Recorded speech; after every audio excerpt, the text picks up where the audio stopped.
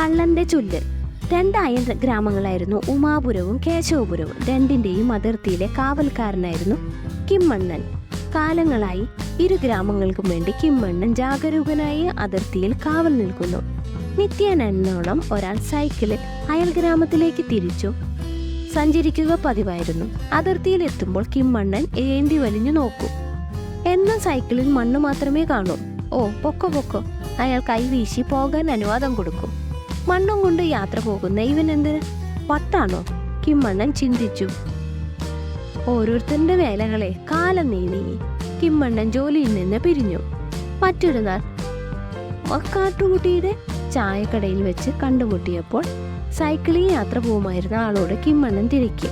എന്താ തന്റെ പേര്? രാമുണ്ണി. താൻ എന്തിനാ ഈ മണ്ണും കൊണ്ട് സൈക്കിളിൽ ഇങ്ങനെ അങ്ങോട്ടും ഇങ്ങോട്ടും പോകുന്നത്? എന്താ താൻ മണ്ണ് കടത്തുകാരനാണോ? രാമുണ്ണി മിണ്ടിയില്ല, ചിരിച്ചു. രണ്ടുപേരും പലതും പറഞ്ഞിരുന്ന് ചായ പലഹാരങ്ങൾ കഴിച്ചു. കിമ്മണ്ണൻ വീണ്ടും ചോദിച്ചു, എന്തിനാ താൻ മണ്ണ് കൊണ്ടുപോകുന്നത്? എന്തിനാ മണ്ണ് കടത്തുന്നത്? അവൻ വീണ്ടും വീണ്ടും നിർബന്ധിച്ചു. അപ്പോൾ രാമുണ്ണി പറഞ്ഞു, ഞാനൊരു കള്ളനാ സർ. കള്ളനോ? താനോ? മണ്ണ് കടത്തുന്ന കള്ളനോ? കിമ്മണ്ണന് രസമായി. അപ്പോൾ അയാൾ ഒരു കള്ളച്ചിരിയോടെ രാമുണ്ണിയോട് പറഞ്ഞു, അങ്ങൊന്നേ, വാസ്തവത്തിൽ ഞാൻ കടത്തുന്നത് മണ്ണല്ല, സൈക്കിളാണ്. സൈക്കിൾ മോഷണമാണ് എൻ്റെ പണി. കിമ്മണ്ണൻ കഴിക്കാനെടുത്ത പരിപ്പുവട കടിച്ചു പിടിച്ചിരുന്നു പോയി.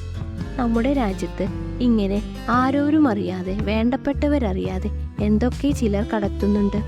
ആരും കണ്ടുപിടിക്കാത്ത ഇത്തരം മോഷണങ്ങൾ നമുക്ക് ചുറ്റും എത്ര എത്ര. പാട്ടുപാടി വരുന്ന പാണ്ടികൾ പാത്രവും പണ്ടവും മാത്രമല്ല കുരുന്ന ജീവൻ വരെ എടുത്തുകൊണ്ട് പോകുന്നില്ലേ?